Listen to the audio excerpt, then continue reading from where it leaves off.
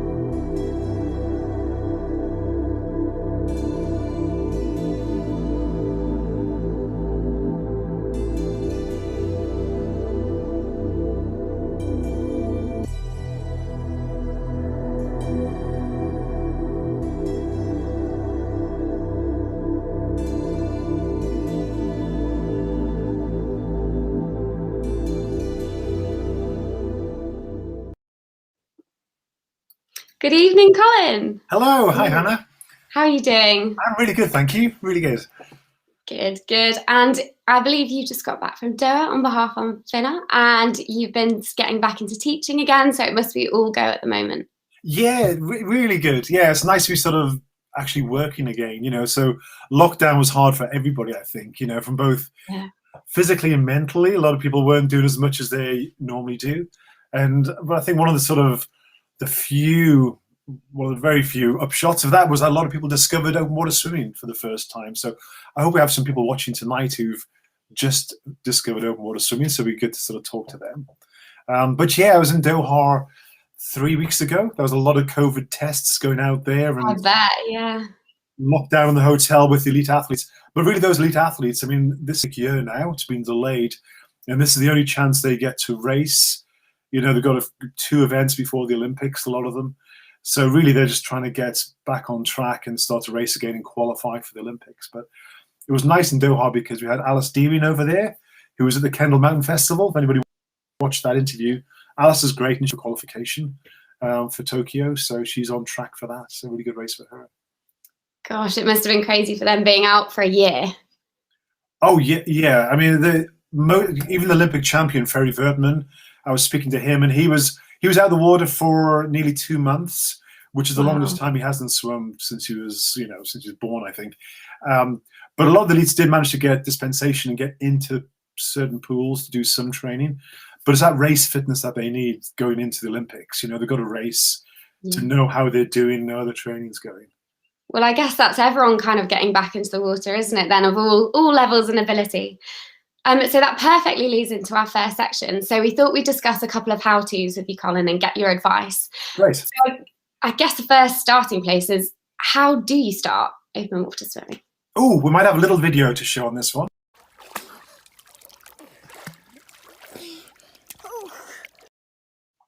How cute is that? So cute. That's my little girl, Coraline. And Aww. I think she was 3 when we took that video. And she's been going in the lake since she was a baby, you know. So, but I think I just wanted to show that because, you know, how to do open water swimming, who should do it, when you should do it. You know, it's one of those fantastic things where it is for all ages. And also, it's very kind to the body. You know, it's a weight-bearing sport, and that's a really great thing. So a lot of people who are discovering it now, they suddenly find that actually you can swim every day and you can physically feel great. And also the mental well-being side is really important. So I think just who can open water swim? You know, absolutely everybody can open water swim, and that's one of the joys of it. And even when I say open water swimming, it's a really tough thing to say because, you know, what is open water swimming? What is outdoor swimming, wild swimming, winters? There's all these different terms for it, you know, but just swimming outdoors is just a joy. I just love it with such a passion. And this is what hopefully we'll get onto today about why it's so good, why it makes you feel so good, why people who haven't done much of it before, how they can do more, what they can do, what they can go for. And also if somebody has been swimming for a while, but they want to know what else is there, then that's hopefully what we'll get onto as well. Absolutely. And for those people who are just starting and they are at the very start of their swimming journey, what is your first advice for them to get started? Do you find a buddy? Do you book a lesson? Do you just rock up to your nearest body of water? Well, kind of all of those, Hannah. I mean, you yourself, let's talk to you. So you just started open water swimming, I believe. I'd just like to clarify, I'm very much in the dippers category. which is great. So what did you do when you first started open water swimming? Well, we actually did start with wetsuits, and we started in the summer. And slowly, as it got towards winter, when it was getting colder, but as our bodies were getting used to it, we started going in our swimming costumes with gloves and boots. Yeah. And then, but we are definitely not in there for a nice smile. Well, I think when people first start swimming, my best recommendation is to find somebody else who swims in your area. You know, somebody with local knowledge. You can't beat local knowledge. That is really the best thing you can do. And how do you find local swimmers? Well, you know, I'm on Instagram and Facebook, and I see some incredible videos and photographs from all of those wild swimmers and open water swimmers out there. So, you know, Facebook there's lots of groups on Facebook, swimming groups. There's lots of individuals who post on there. And there's also lots of people on Instagram posting some really cool shots of swimming in different places. Now, because of lockdown, there's certain clubs and groups who are maybe a little bit more, how should we say it? They don't want to encourage too many people to join their groups because they're a bit nervous about their local swim spots. Yeah. You know, being overrun with people and all the litter and everything that comes with that. But I think if you're genuinely, you know, somebody who's really passionate about it, you know, people are very welcoming. Open water swimming as a community, I've always found incredibly welcoming. I've got friends from around the world who I've swum with before. So find somebody local. That's one really good start. And then you mentioned just to be there, what should you wear? You know, do you have to buy all the kit to go open water swimming? You know, you can swim. You can go sort of skinny dipping. You don't need anything at all to go swimming. Yeah. You know, you can just get in there and have a quick dip, as long as there's no one around to sort of get surprised as you come out of the water. But wetsuits, non-wetsuits. I mean, personally, I swim without a wetsuit for the majority of the time. You know, I've done the channel, and the tradition is not to wear a wetsuit. Yeah, I do a lot of coaching. When I coach, you know, people are new to the sport, get them in a wetsuit. Why not? Whatever works for you, whatever's going to sort of break down those barriers for you getting in the water. For some, wearing a wetsuit is a barrier. They don't want to do that. They want to go in. Not wearing a wetsuit, you know, that could be a barrier, and people are a bit nervous. So you can wear wetsuit boots, wetsuit gloves. They're a great thing when it's really cold. Yeah. Because it just helps you when you get out of the water. Sometimes you can't function properly, you know. And so if your extremities are working okay, then, you know, again, wetsuits, wetsuit boots, wetsuit gloves, wet neoprene hats, whatever you want to wear, that's really good. That's a really good thing. Other bits of equipment will come on to, later on, hopefully, things like tow floats and stuff like that. Yeah, definitely. I think, like you say, I think you just go in what you feel comfortable in, don't you, to start off with, and you can just leave your ego at the side of the lake, and you just go in and see how your body feels. And well, yeah, I mean, I think we've got a photograph of people with wetsuits and with people without wetsuits when they're swimming, and it's about what you're comfortable with and what's going to work for you.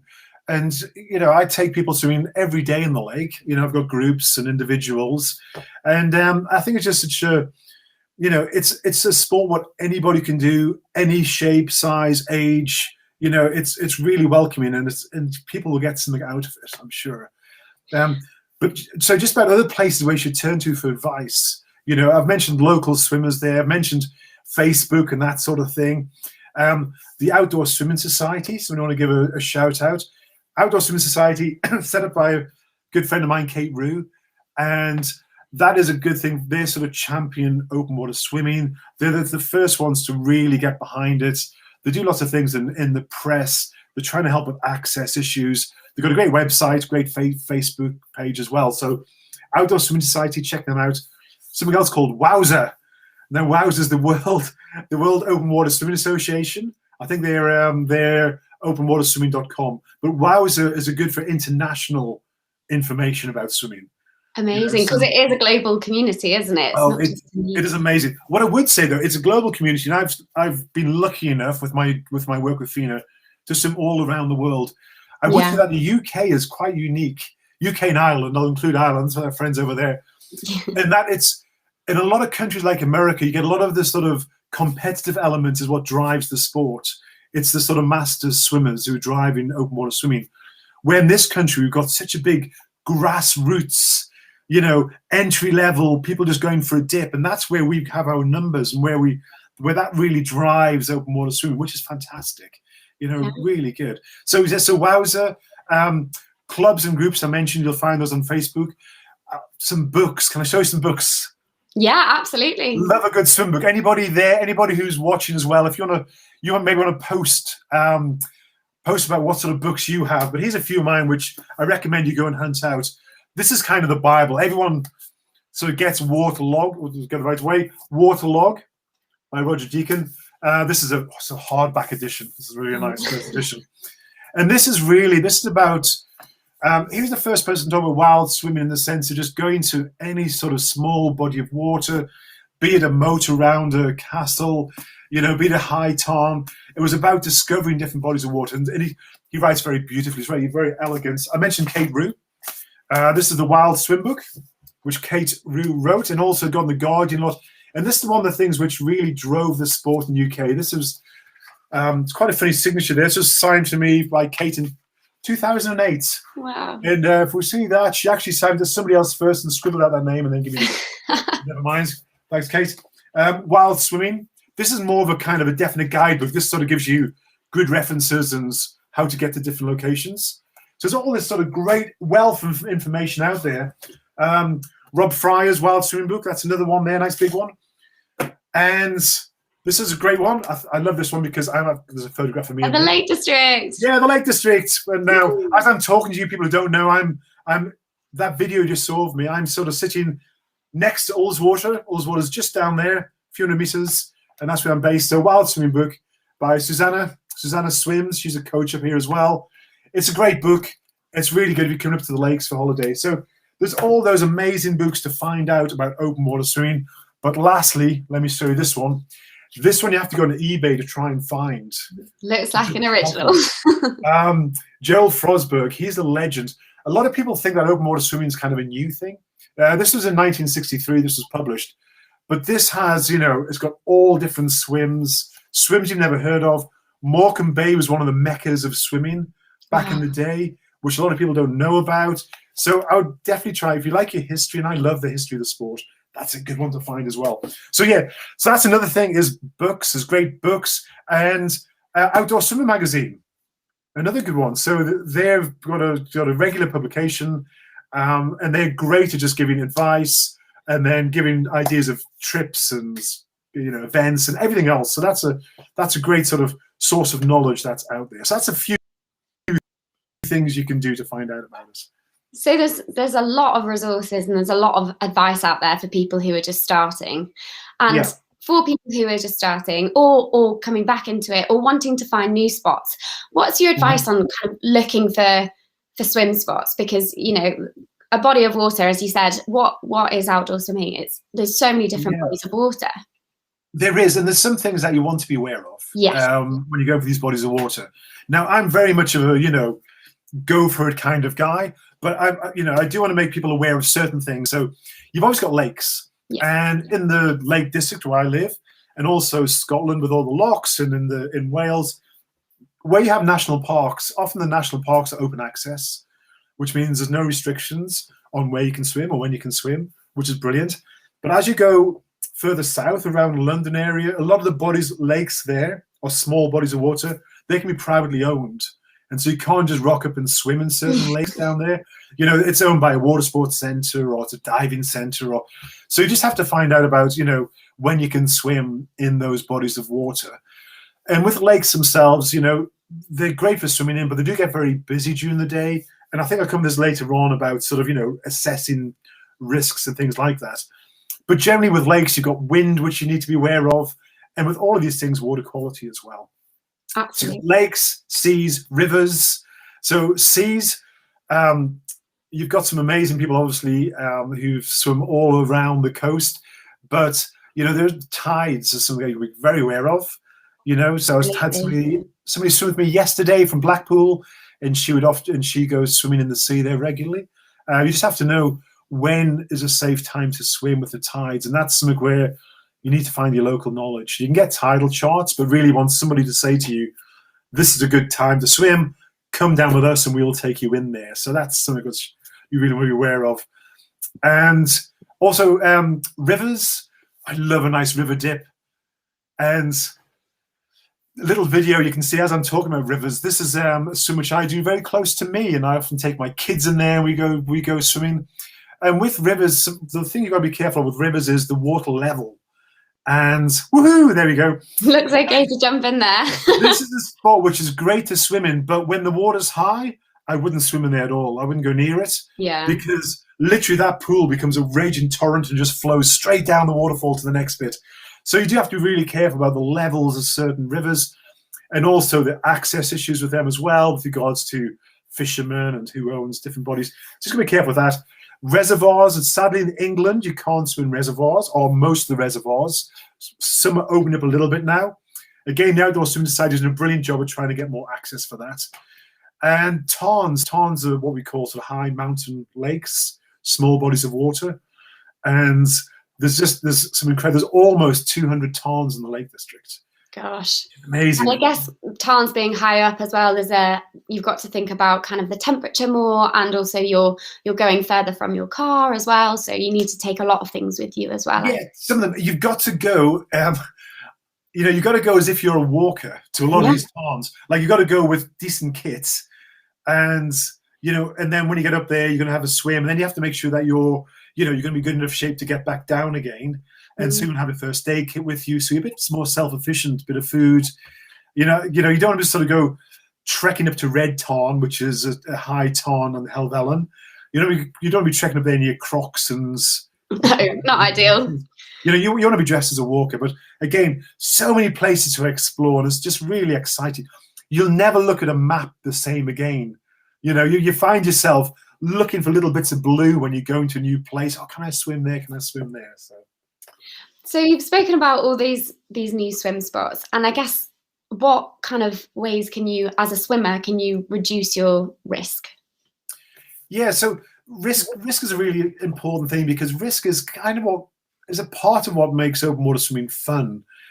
Risk or that sense of little bit of excitement, going into a bit of an adrenaline, yeah, going into a different place, and a lot of people, just going in swimming, when they look down and the water's all dark and murky, then they can get really worried about it. They really feel sort of scared about that. Oh, just a question from Anna Rogerson about tips on goggles fogging up.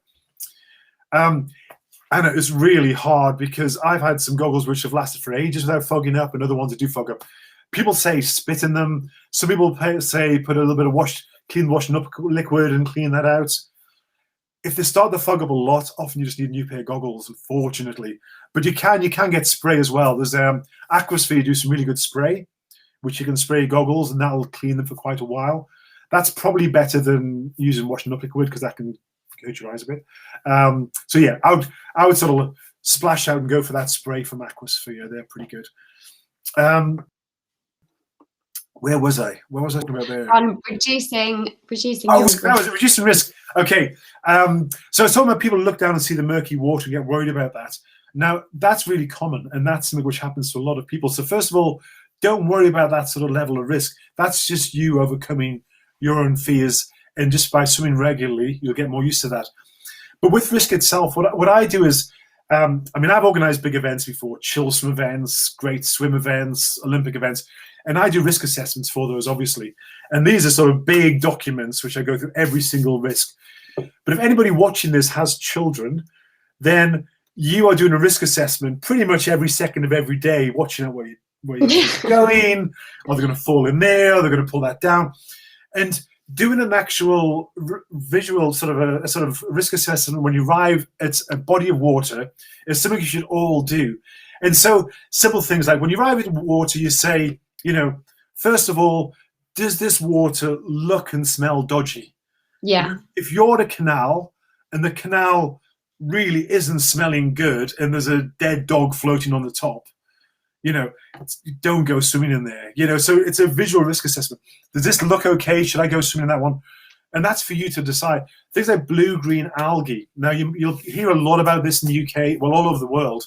Blue-green algae is when you get a nice summer's day, generally flat, calm, and this is algae blooms.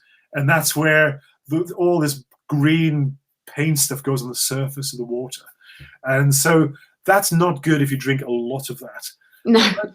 But there's algae in all bodies of water. So basically, if there's not that green paint or froth, it's fine to go swimming. If there's a tiny bit on the shoreline, but the rest is clear, then my risk assessment is, I'm going to go in the water. So that's kind of the water quality side. You can find out more information on water quality. You can find out what rivers are up to what standards. But really, a lot of it's down to your common sense with that. So that's my first one. Next one is, am I experienced enough to do the swim I've set out to do? Mm-hmm. You don't want to think, I'm going to swim across this lake, and then you get halfway across and you just think you can't do it. You've got to be you want to build up. Start small, and then progressively do more and more and more. That's kind of how I always say, start small and build up. What are the conditions like? I would say you should swim when the weather isn't great. That's how you're going to build up your knowledge and how you're going to build up your confidence. So when it's a bit choppy and a bit windy, it's great to go out in those conditions because that's how you get better. As long as you stay sensible, stay close to the shoreline so you can get out easily. Yeah. But if it's really blowing a gale, or if it's been raining a lot, I tend to stay out of the lake for a day or two if there's been floods, because that's when you get a lot of the crap coming in from fields. And they rise and fall so quickly, I feel, with rainfall as well. So you have But for me, it's like pollution as well. Just, if it's been flooding, then for a day or so, I tend just to stay out, and then after that, it's normally fine. So the condition. What are the conditions like? Is it going to be lightning? Don't bother going in. The tides. Is it a strong tide? So all that sort of stuff. You just got to, again, just have a quick look, just find out about it, and then then the other thing is, where am I going to go to? Is there other people that's going to affect me, or I'm going to affect? So just because you can swim anywhere doesn't mean you should. If there's a load of fishermen sitting along a bank, you want to avoid them. You don't go swimming through them. Try and be nice to other sort of water users. If there's a sailing regatta going on in a lake, probably don't swim right through the middle of it. Just stick along the shoreline for that day. I always say go swimming early. If you're on the water before 9 o'clock, odds are there'll be nobody else on there. In rivers, you get rows as well. It's trying to work with those, but even go and have a conversation with them. Say, look, we want to go for a swim. Where are you going to be? Where should we go? So just be responsible. The other thing to do is make yourself more visible. 1000%. I don't think swimmers realise how small you look in the water. Little pea heads floating around. So visibility. Yeah, I've got a photograph. Hopefully, Jenny, who's she is the wizard behind the curtain at the moment, doing all the work and trying to get the images up. I've got a photograph of me with a wetsuit, me without a wetsuit. And there we go. And, you know, I want to say that, you know, when you wear a wetsuit with a black hat, I've seen people on the lakes wearing exactly that and nothing else, and they swim across the lake. And it's just really hard to spot you. You know, you want to have a nice bright hat on. If you're swimming in one of the big bodies of water where there's ferries and sailing boats and everything else, bright hat and a tow float, just so you're visible. You know, you don't have to wear a tow float everywhere, but certain places, it's just a good idea. You want to be able to be seen so that, you know, you want to be sort of, it's not just for you, it's so other people can see you easily as well, you know, and they're not going to do anything. So that's kind of basic risk assessment stuff. You know, what's the water like? I'm experienced, what are the conditions like? And do I have a plan if something goes wrong? You know, and that can simply be you're swimming with somebody else. That's kind of enough, you know. If if you're swimming with somebody else, then they can help you out. Or if there's someone in the shoreline who can maybe get help, at least knows where you're swimming. You know, if something goes wrong, what a plan. If I'm doing a swim, you know, I'll often have a phone in my dry bag. So if I need to call for somebody, if I'm not near where I started, I can always call as well. So is there anything else that we need to be aware of, like swimming responsibly? Yeah, there is. You know, I think I would say that as swimmers, we just, after a while, you have a real sort of a love of nature, and that's often why we do. That's one of the beauties of it.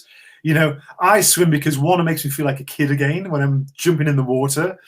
I love that. And the other one is my love for nature. I'm immersed in nature.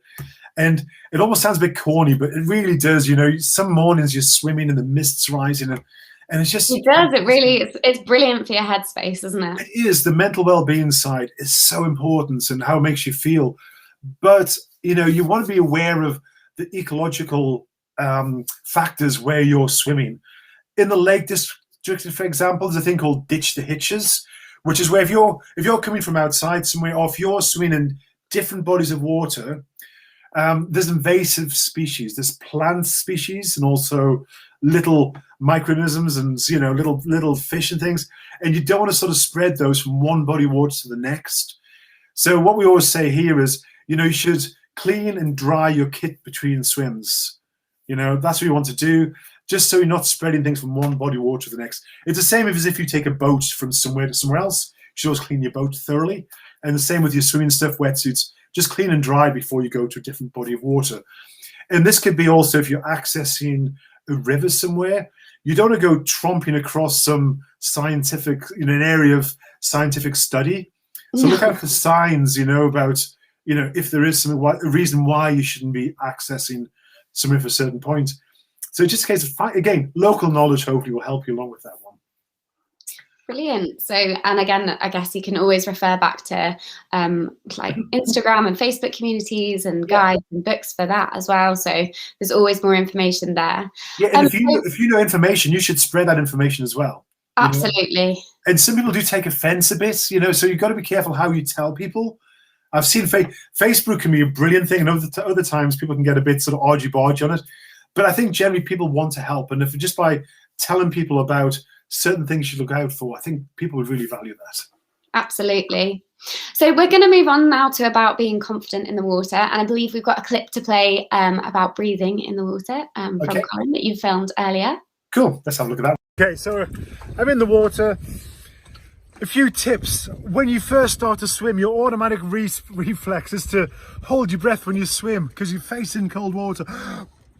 And what happens is if you start holding your breath when you're swimming, that means you turn your head, you go, and you're breathing out and in when you turn your head. It just means you're not getting enough air into your lungs and you get really tired really quickly. So you want to get used to breathing out in the water and breathe in as you turn your head. All the good winter swimmers who are doing these ice miles and things, the first thing you learn to do is control your breathing. So a little thing you can do as a practice is you can just get your head in the water, breathe out in the water, turn your head and breathe in. And that just gets you used to breathing out in the water, that trickle breath, and just before you breathe, expel the air, turn your head and breathe in. So I'm in the water now, quickly get used to the water, wash my face, that's good, bob into the water, and now I'm going to put my head down, do a star float, and just get used to that breathing.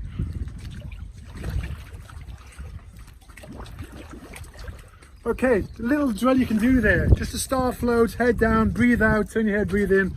That gets you ready for us. Fabulous. So that is all about keeping your confidence, and breathing is a massive thing. Also, thank you very much for all the questions, everyone. We will definitely get around to them at the end, but if you want to keep popping them in, you will go for it. So linking back to that video, talking about confidence in the water, like you say, once you're, there's one thing being physically safe in the water and, you know, reducing your risks, but then you want to think about your headspace and improving your confidence in the water. And I guess leading off from that video, what are your good tips for having a calm headspace? Because it's different from swimming in the pool in the lakes. It is, you know, it can be quite daunting for people. It can be. And what I would say to people though is that if you can swim in a swimming pool, you can swim in open water. It's not sort of magically different at all.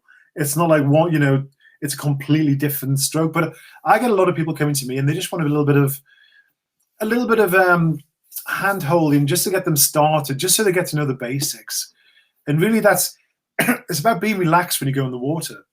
You know, it's not about sort of going, okay, let's go for it. Rah, I go running in.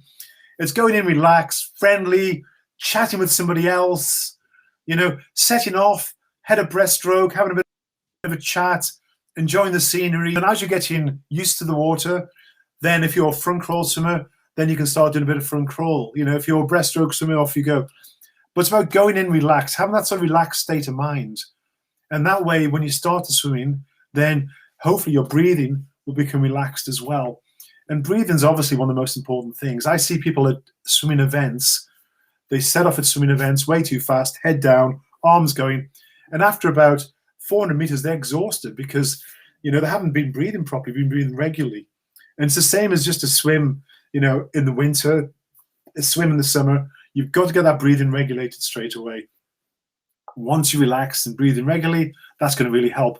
Now, in the open water, the difference between the pool is that if it's windy and choppy, or the sea, if it's windy and choppy, if you're doing breaststroke and you've got head-on winds, then you're getting the face full of water, badoosh, badoosh. So that makes it a bit tricky doing breaststroke. You've got to learn to sort of try and breathe a bit high and time your breaths with the waves when you can. And when you're doing front crawl, you know, it's sometimes when you're trying to sight where you're going, you just go that little bit higher.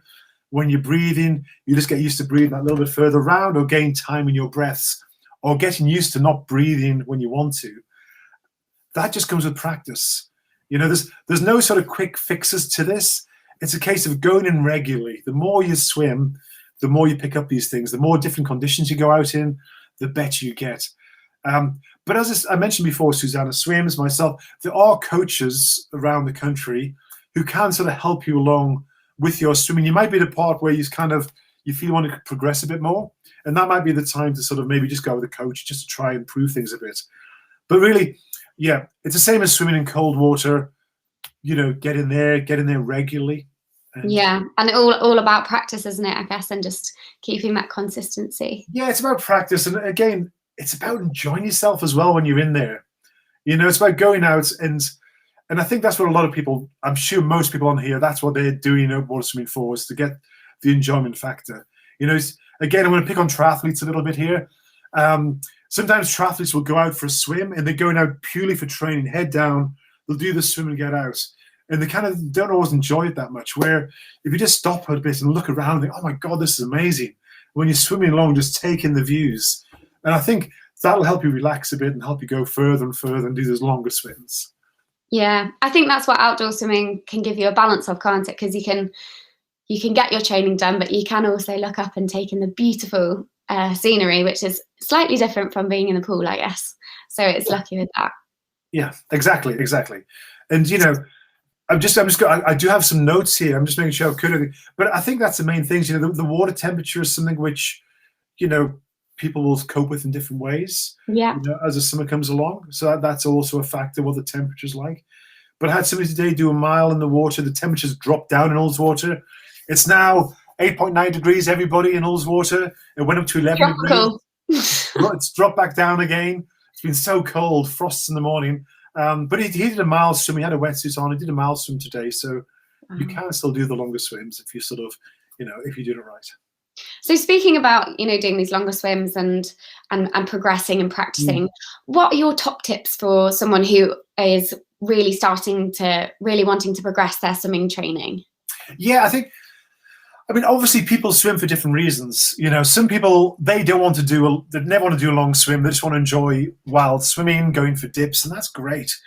Some people, though, after they've done that for a while, they suddenly think, you know, it'd be nice to swim the length of a lake. Yeah. You know, it'd be nice to do an event or go overseas and do some swim like Alcatraz swim or something. So I think there comes a point when people want to actually, you know, maybe improve their fitness a bit by swimming, and maybe start doing some slightly longer swims so they can explore a bit more. And you know, when you're swimming, when you want to improve your swim fitness and swim a bit further, you know, one thing is your technique. You know, you want to try and get your technique. So as I mentioned before, so you can breathe comfortably. Every time you go to breathe, it's nice and relaxed. Your stroke, whether it's breaststroke or front crawl, starts to become longer as you swim. And that's something I really focus on with people, is just trying to get things relaxed when they swim and longer when they swim, long and strong and streamlined. And so a little bit of work on your technique will help you. And then from the fitness side, you know, open water swimming is my passion, but I do enjoy swimming in a swimming pool as well. And because a swimming pool will get my fitness levels up, you know, really quickly. And I do recommend, if you're going for an event or a long swim, see if you can join a local swimming club, like a masters club or a triathlon club. I mean, hopefully they're a nice, welcoming club. And if they are, that can really help your fitness, because you're swimming with other people, you're doing shorter things, you're getting the heart rate up, and that will transfer to your open water swimming, and will, you know, this fitness transfers over. So if you can swim in a pool, it's sometimes worth going in, just do. But also in the open water, there should be a photograph of me doing a little bit of training in open water with Felicity. There we go. Felicity's a very good county swimmer, and she comes down and does some sessions with me in the lake. And what we're doing there is, you know, we have our paddles, our floats, do kick. We take all our bits and bobs down to the lake with us, and then we've got a sort of a little circuit we do around some buoys. We know the distance. It's a 500-meter circuit, and we will do a training session going around that circuit. Those water bottles you can see there by Dan Bullock, and they've actually got sessions on the side of the bottle for a swimming pool. So they're great things. You can find those out from Swim for Try. But yeah, so going down to the lake and doing actual sessions with people, you know, say, right, okay, today we're going to do, you know, we'll do a few 100 meters fast. We'll do a little bit of kick with our boards, you know, put the paddles on, do a little bit of paddle work. You know, you can do a session in the open water just like you can in a swimming pool, and people kind of sometimes forget about that, and it's a great thing to do. So I thoroughly recommend doing that. But I would say you've got to start off, like I've said this several times now, you start off, you know, just doing short things, and then you build up. You know, when you first go back into swimming in the open water, you don't be thinking, right, here I go, 10K, and off you go. You know, you want to start off and just doing a half mile, getting used to your equipment you're using, and then every time you just try and build it up a little bit. So short swims, and then do one long once every week. So would you suggest creating a little plan for yourself if you want to progress? Yeah, you can do. You know, you can. As I said, there's lots of sessions like the ones that I mentioned on that water bottle, literally listed down there. Yeah. Or you can just think to yourself, you know, imagine, you know, a lot of people have done marathon runs before, or they know somebody's done a marathon run. And when somebody enters for a marathon, then they get the motivation to train for it. And then what they do is, you know, you normally do a few, you know, short sessions through the week, and once a week you do a nice little long session. And that's basically what it's like with swimming. You know, short sessions and then a nice long swim. And that one long swim, depending on your ability, it might be 500 meters one week, the next week hit 2 kilometer, week after hit 1,500 meters. You know, you just build it up and build up those long swims. Before you know it, you're doing some wonderful long swims. So speaking about kind of building up your time in the water and through your training plans, what is, obviously, because we are still in the water temperature's not quite tropical at the moment, but what are your tips for building up your resistance and the distance and time that you can stay in the water? Well, for cold water, I mean, cold water, it's a passion of mine. Oh, sorry, I've got to mention, when you first introduced me, you said the first person to swim an ice, first male to swim an ice mile. It was the first UK male to swim an ice mile. I better clarify that, Went a otherwise bit dramatic on that, got overexcited. I'll be in real trouble from the swimming community if I let that one pass. So, but you know, I've been doing winter swimming for a long time, and actually, Jenny's doing all the behind the scenes. Jenny, can you pop on the screen for a second for me? Yay! There's Jenny. Hi, Jenny. Hey, Jenny. Hi. So Jenny and I did the Winter Swimming World Championships back in 2011, was it? It was, yeah. Yeah, so 2011, and that was one of the first sort of winter swim champs I'd done. And it was amazing fun, wasn't it? It was a lot of fun. And Jenny actually became world champion for the 50 meters. Is that right? Amazing. Overall world champion 50 meters. That's brilliant. Oh, Jenny's gone. That's all we're going to see of Jenny. But so from that, I mean, so winter swimming has been a passion for a long time, and to get used to cold water swimming, there's different. People might see things like Wim Hof or all these different sort of methods, but I always just say, look, get in the water again. Going in the water regularly. You learn how to control your breathing. You learn how to recover, which is so important after the swim. And you get used to how long you can stay in for. I keep a diary when I'm swimming in the cold water through the winter. And I put down, you know, how long I swim for, what the water temperature was, air temperature, how I felt on the day, how I recovered. And I keep that log because you soon forget. And then next year, when a certain temperature, I can look back and see, you know, what sort of distance I was doing and how I felt, and how I gradually built up. And some days you go out and you just don't feel good, you know, so you might just go in for a quick dip. Other days you go out and you feel like super amazing. So, you know, so that's a really good way of sort of progressing, just by, step by step. Yeah, it is. And I think you just take it at your own pace, and like you say, listen to your body, especially in cold water. Yeah, I mean, there's things like the ice mile. And I think, the ice mile is great, and winter swimming championships are great, but they're kind of competitive things or big challenges. Yeah. Where, you know, the joy for me in winter swimming is doing these short dips with friends. You know, it's a camaraderie you get from it.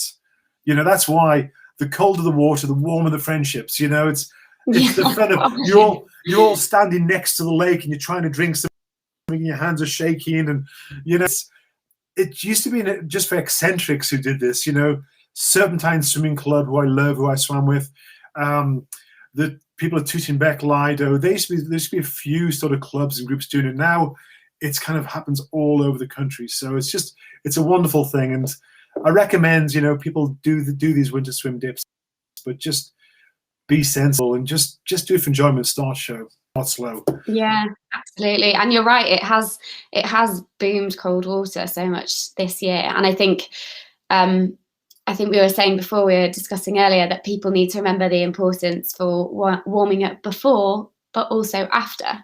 Oh yeah, I love a good warm.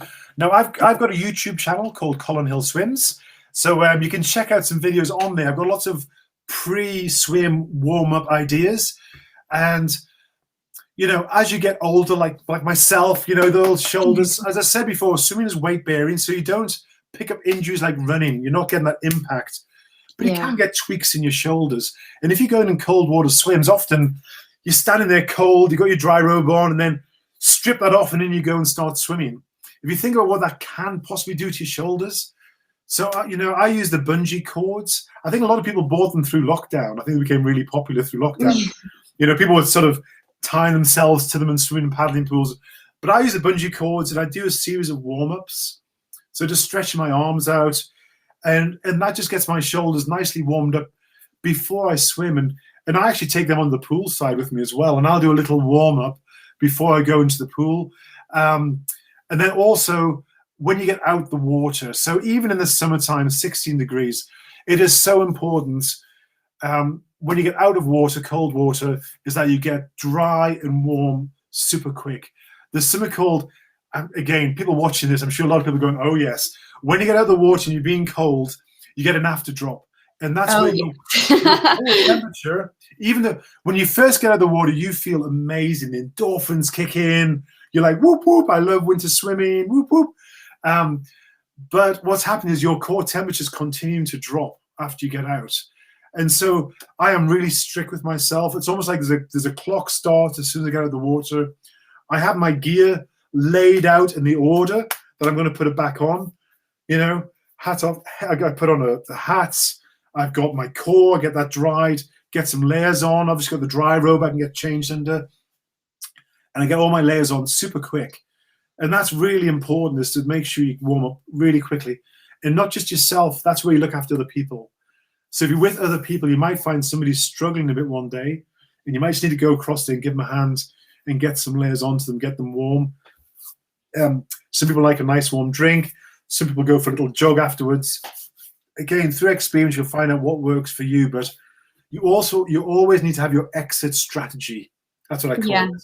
You know, what do you plan this before you swim, what you're going to do when you come out. You don't just leave all your stuff in a big pile in your bag and you think, I'm going to get out, I'll sort it out. You want to get pretty organized, you know, whether it's just a dry robe on, run to the car, whatever it is. Exit strategy after a cold water swim. That's a super good tip. Yeah, so preparation is definitely key there. And I guess, talking of preparation, for people who are swimmers and they've been practicing, they've been training, and they've got the motivation to sign up for events, because thankfully the world is starting to open back up again. All this preparation and this training, they want to put it to some use. So what kind of events or trips or holidays are available for swimmers to sign up for? Yeah, I think events are a really good thing. And a lot of people who just do wild swimming or just started it, the thought of doing something with lots of other people might be a bit off-putting. Yeah. But it is a great motivation. Once you enter something, a 1 mile, 5K, whatever it is, it's going to motivate you. And there are some great events around the country. There's an article just in The Guardian, I think 2 days ago, or maybe yesterday, which listed some of the top events. And in that article was the Swim Serpentine events. And Swim Serpentine was something which, after the Olympics, the London Marathon asked me to come along and help organise an event for them. And that's in Hyde Park in London. And so you're doing the Olympic course. We've got 1 mile and 2 mile swims there. But it's right now, and again, you just have lots of other people there. We have the stalls, and you just get to meet other people. But often these events can lead on to more events and doing longer swims. There's another one called the Chill Swim Coniston events, which I set that event up, and that is the full length of lake. And for that swim, everything is sorted for you. So you have all the feed boats, the medical side. You got the support at the finish. You got transport to the start and from the finish. And that is really, I did these events because I wanted people to get into this long distance swimming, and so they discover what. That's just the first step. And after you've done that, there's a whole world opens up.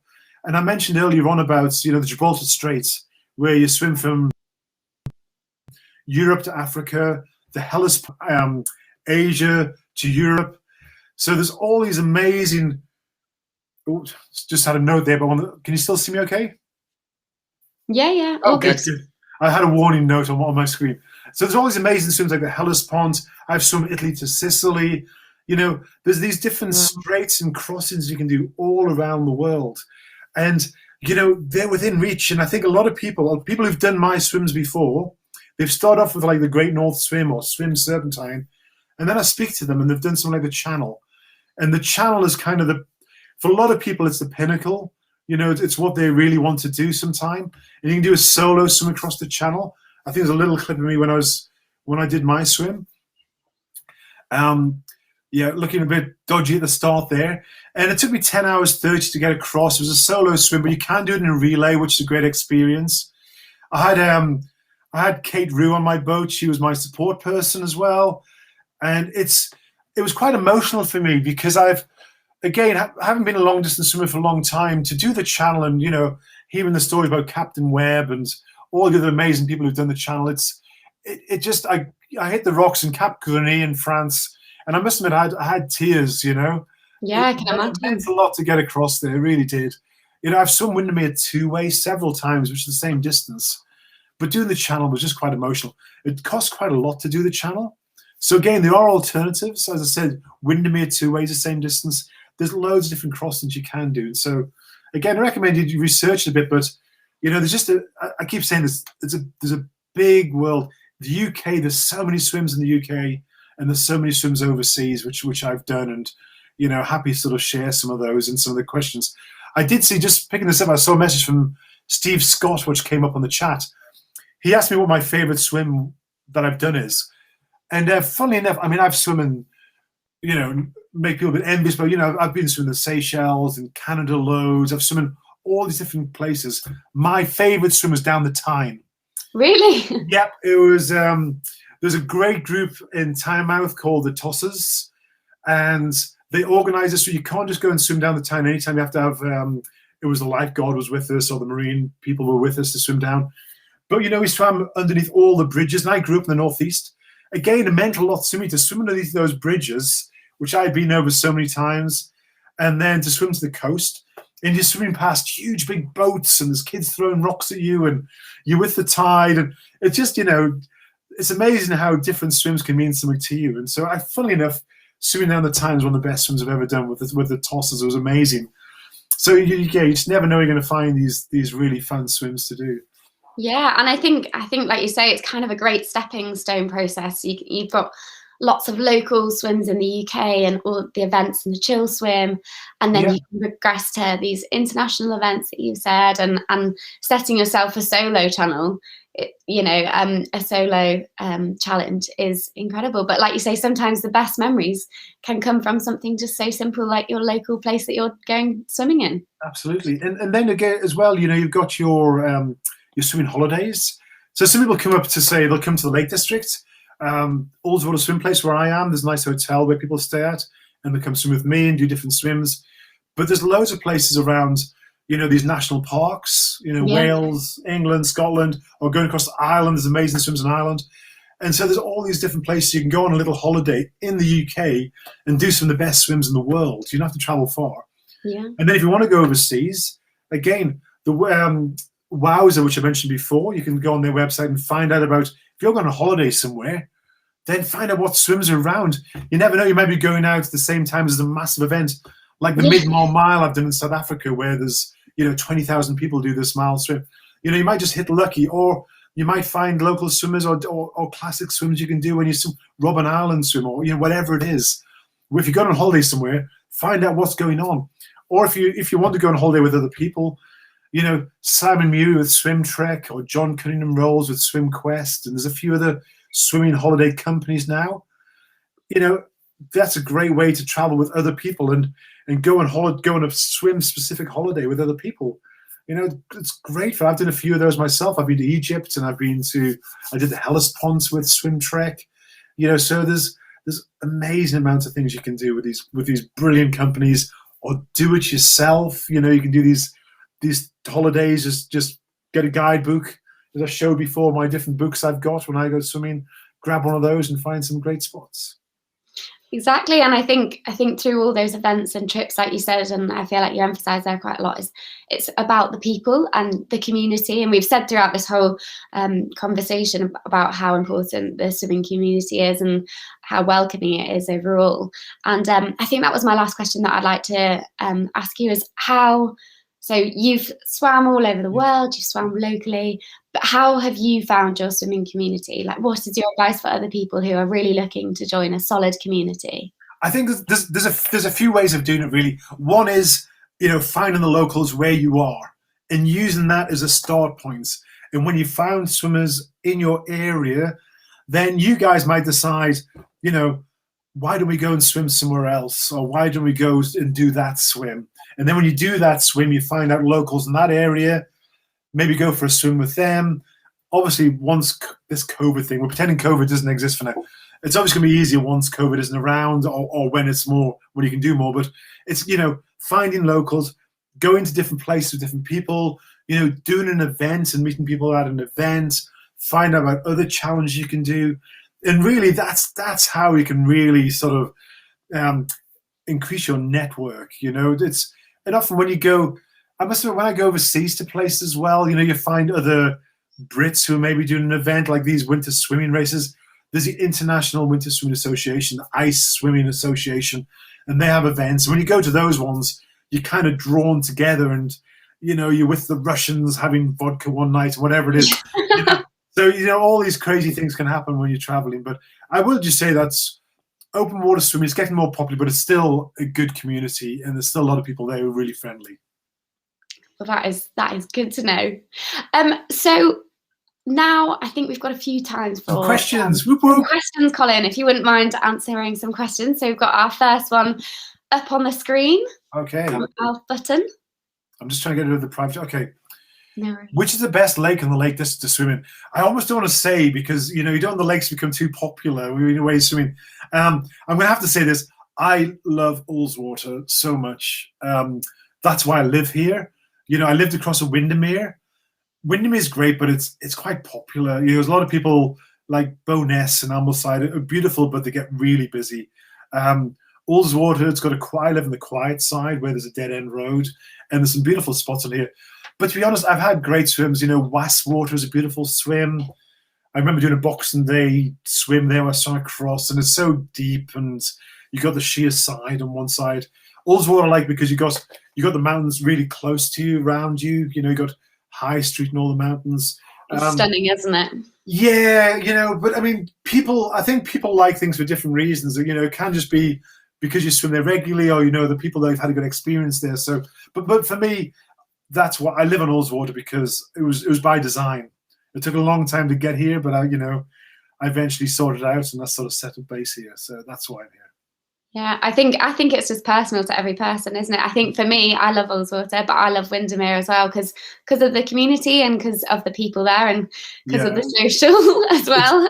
It's down south from me, Windermere. So it's down south where I'm in the North Lakes up here. So. Exactly, and I think we're very lucky in the Lakes. There's so many incredible places for you to explore. Oh, and so on to the next. Someone just mentioned bird nesting season in April. That's really important. There's a small little creek near me where in the summer I'll sometimes sort of climb up and there's a little pool I'll go swimming in. There's also a cave, an old abandoned mine. You can go about 500 meters into the hillside. It's cool as. But this time of year you can't go up there because of bird nesting. Often there's signs and gates leading up to the places, those small streams. So hopefully you'll sort of see about that. But good point. Thank you, TJ Kelbell. Really important thing to know about bird nesting season in April. Yeah. How to cope with ice cream head and painful face. Oh, brain freeze. The $1 million question. Now, sometimes it's when I don't know if you guys wear wetsuits. For some people who wear wetsuits, your body gets confused a little bit, and then the blood is still going to your extremities. Because normally, if you don't wear a wetsuit, then the body thinks something's wrong here, and all the blood goes to the core to protect itself. When you wear a wetsuit, the blood keeps pumping to the hands, the feet, and around the face area. So when a wetsuit can actually exasperate things a little bit and make you feel super, super cold. I mean, eventually your face goes numb and it's not quite so bad. And then you can't speak.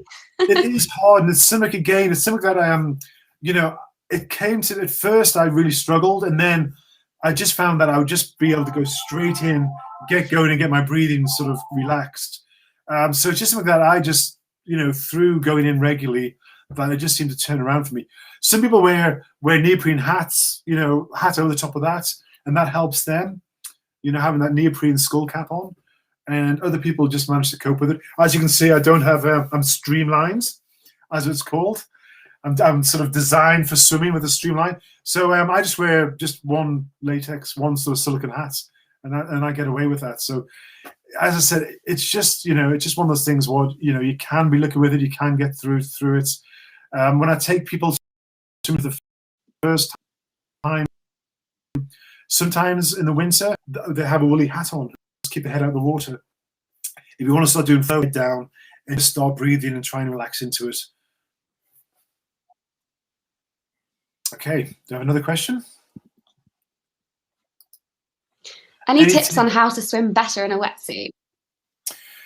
Yeah, no, wetsuit changes your body line in the water. I train a few elite swimmers, and wearing a wetsuit, it does change your body line in the water. So when you don't have a wetsuit on, your legs are sort of counterbalancing you and everything's normal. If you simply put a wetsuit on, then you're really high, especially if you're a breaststroke swimmer. So for a breaststroke swimmer, you might find that your feet keep coming out of the water because you're so buoyant in the water. I mean, obviously one thing is you don't need to kick. If you're doing I'll talk about front crawl for now. If you're doing front crawl in a wetsuit, you don't need to kick. Your legs are just counterbalancing you. So you shouldn't be kicking at all. And you're letting that buoyancy work with you, and you're saving energy. And another thing is when you're wearing a wetsuit is that you swim very flat. You're so buoyant in the water, your arms are just scooting you along. And you think, oh, this is great. You've got to remember to keep using your hips as you swim. So it really is a case of using your hips So using that body roll when you're swimming and get that nice long reach. With a wetsuit, often people swim too flat and often have to work with them about using their body roll as they swim. Again, I'll give myself another little plug, but also at a swim place, I've got an endless pool where I do some coaching in there, looking at technique. And then I take people in the open water and I give them a little headset and radio and I can talk to them as they swim. And I can say, or use your hips more. But again, I think that's the two main things for you. One is your legs. If you're doing breaststroke, you have to just try and either change wetsuit or cut off wetsuit so your legs can stay in the water. Front crawl, don't use your legs so much, but make sure you're using those hips. Really drive with those hips so you have the proper body roll, because often that's one of the first things that goes. Fabulous. And I think we've got time for one more question. Oh, okay. From Claire. Sighting. Now, I love talking to people about sighting. So sighting can be for different reasons. If it's for an event, let's talk about an event to start off with, where you got a bore you're heading for, or even on the lake. My tips are actually, where shall I start? When you first go in the water, I always look back and have a good look at where I started from. That's a really good tip. Because if you go for a swim, and sometimes you can't find your way back easy. So first of all, sight back to see where you're going from. And then if I'm heading for a certain point, you look for landmarks. There might be a buoy in the water you're heading for, but you're trying to get landmarks before you start swimming. So when you glance up, you'll hopefully see a house on the other side or something you've already spotted. And that way you don't have to look quite so much. You just get a rough idea of the direction you're going. And as you get closer, you'll be able to pick up the detail of where you're heading for. So one thing is preparation. Before you set off, look around for landmarks. The next thing is as you sight, I sight with my hand extended and my head, my eyes come out of the water like a crocodile. Okay, just up and then down again. And then I keep on swimming. And then I process what I've seen when my head's down in the water. I don't look up and think, oh, where's that point I'm going for? I literally glance up and down, and then I think, oh, crap, I'm going the wrong way. I need to go left a bit. I'm up, down, and then I'll do an adjustment. Up, down, do an adjustment. You should spot about every 3 or 4 strokes if you're by yourself and you're heading for a point, because you can't swim straight. You do wander. So you need to spot regularly. But again, it's just head up and down. Some people go up and then breathe and down, but you don't want to get your head all the way out the water. It should just be your eyes. And the next thing, if you want a competition with other people, obviously you're going to have people beside you. So you can be looking at people beside you. You'll be looking at bubbles from people's feet. And that's going to help you out a lot. And then you only need to sight about every 8 to 10 strokes, because you kind of hope that other people are kind of getting it right. Just got to have a bit of faith. Oh, there's so many good questions here about, is there a difference between swimming in deeper water compared with shallow water in lakes? Not really. Apart from deeper water can just freak people out a bit. You know, if you go in West water and people realize it's the deepest lake in the Lake District, people really do sort of feel a bit weird when they're swimming. But with regards to the lakes here, there's no real currents in the lake at all. It's all due to the wind. It's the wind that affects you. People often think there's sort of these weird currents, but yeah, if it's a windy day, that will really affect you, you know. So that's the only thing to look out for in the lakes, really, is the winds, the wind direction. You know, if it's going over, once it starts to gust over sort of 18 miles an hour, then you've got to be a bit careful. You know, you're going to start getting white caps when it's over sort of 20 miles an hour consistently. So you need to look out for that sort of thing. It's the winds, really. Amazing. So I think that a nice thing. Sorry, TJ. No.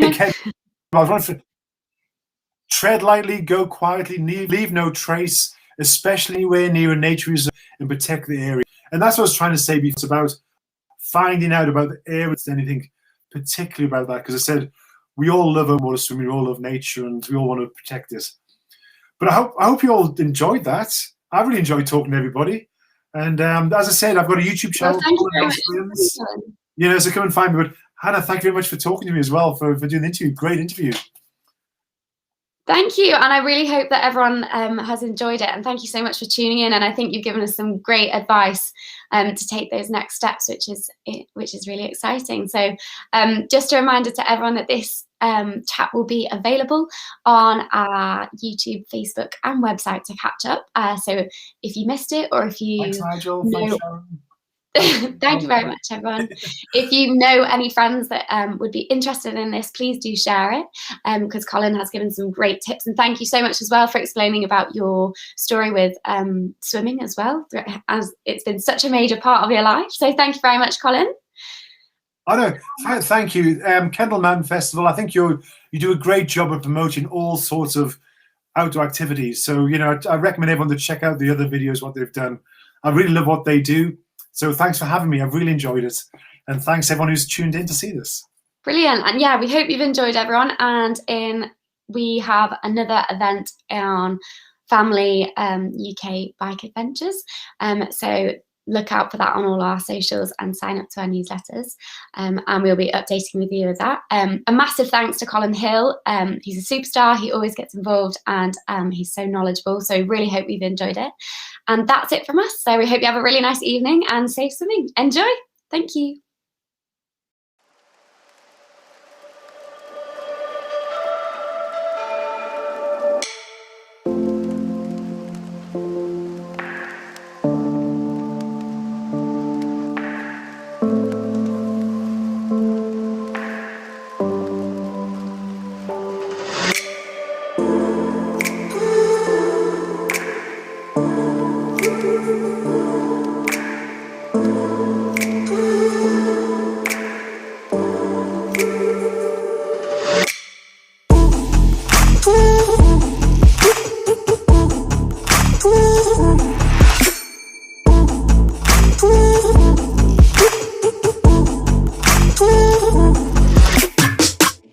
Mm-hmm.